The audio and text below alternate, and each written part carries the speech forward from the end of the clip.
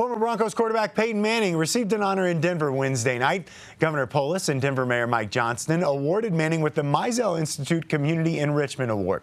It's given to people who've made outstanding contributions to the community and worked to enhance the lives of others.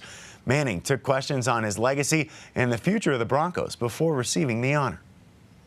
You touched upon some of the former Broncos who have won, just following Elway, Bolin, you mentioned Ellis. How cool is that? Well, yeah, like I said, it's a great, very distinguished list of former winners, and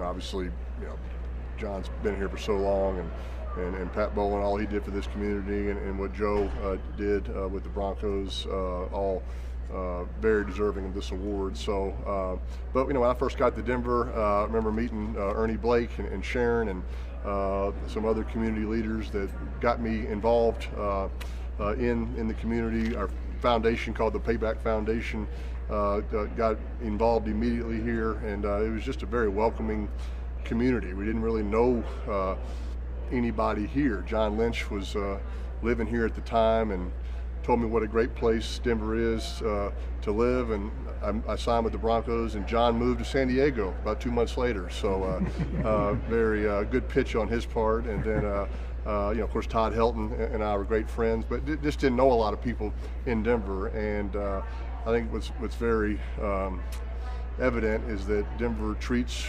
outsiders extremely well. They're very welcoming, right? I don't think all communities are that way. If you're not from there, sometimes you're kind of an outsider. And I feel like a lot of the friends that I've made here aren't necessarily from here, but people here in Denver make them feel welcome. I think that's about as nice a thing as you can say about a community as possible. Peyton, that off-field legacy, how proud of you are that when you look back at your career? Yeah, certainly, playing football gives you a platform to create awareness and raise funds. I don't think players are doing community service to win an award like tonight or to win the NFL Walter Payton Man of the Year award. But I think when you are recognized for it, it does make you want to keep doing it. And I think if it creates awareness and more players and more people are doing it, that's a good thing, right? The community is the beneficiary of that, and there's more NFL players doing more good things that unfortunately we don't hear about as much, but they are. And the Walter Payton Man of the Year is the biggest award for the NFL. It's given after the Hall of Fame. It's given after the MVP. So community service is important, and so that's sort of ingrained into you when you're playing in the NFL.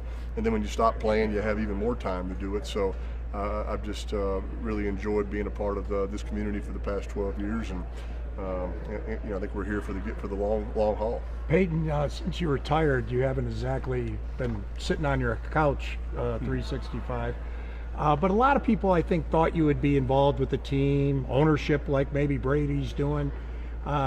Any more thought that way as far as running the team? Yeah, no, I don't think that's anywhere on my radar by any means. But look, I love being an ambassador, for the Broncos, and for the Colts, for the University of Tennessee. Obviously, living here, I get to go to all the Broncos games, and I was out at the facility the other day. Our kids do sports in the area around Dove Valley, so I'm probably at the facility a couple times a week.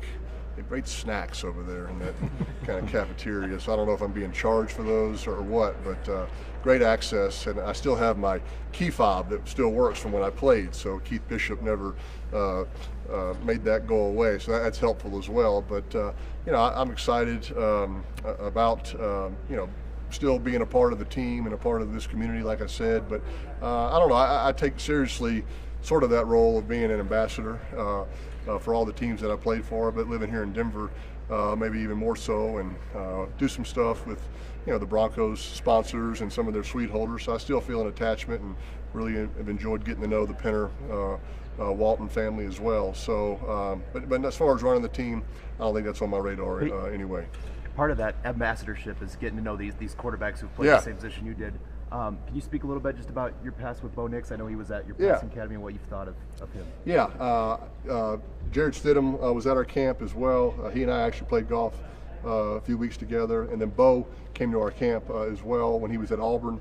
and he and I stayed in touch. He actually won the National Football Foundation Scholar Athlete Award this year, which I won when I was in college, and so I was there at the banquet and got a picture with Bo.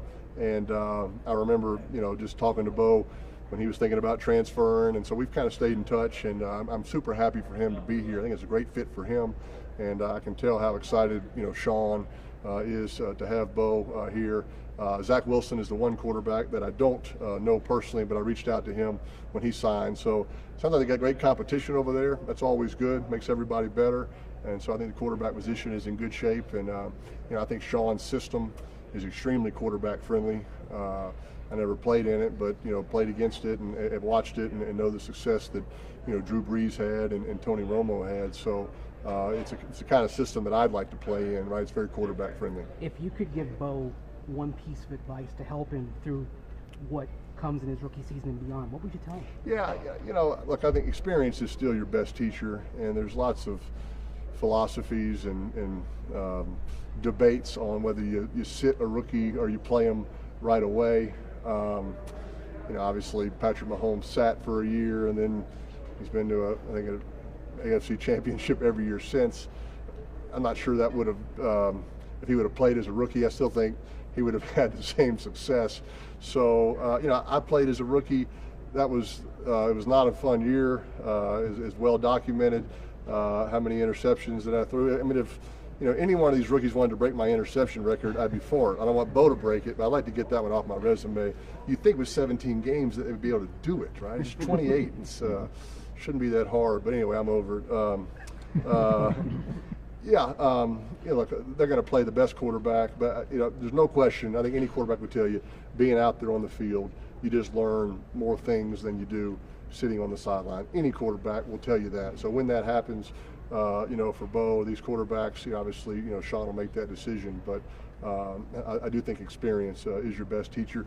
It's a marathon. It's not a sprint, right? I mean, I went 3-13 my rookie year and didn't play very well. We went 13-3 the next year.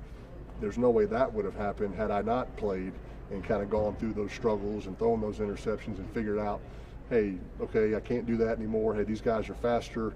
You just sort of file it all away. And Eli played, I think, 6 games his rookie year, and he said what he learned in the 6 that he played was, night and day compared, to the 10 that he sat. So, we'll see how it all shakes out.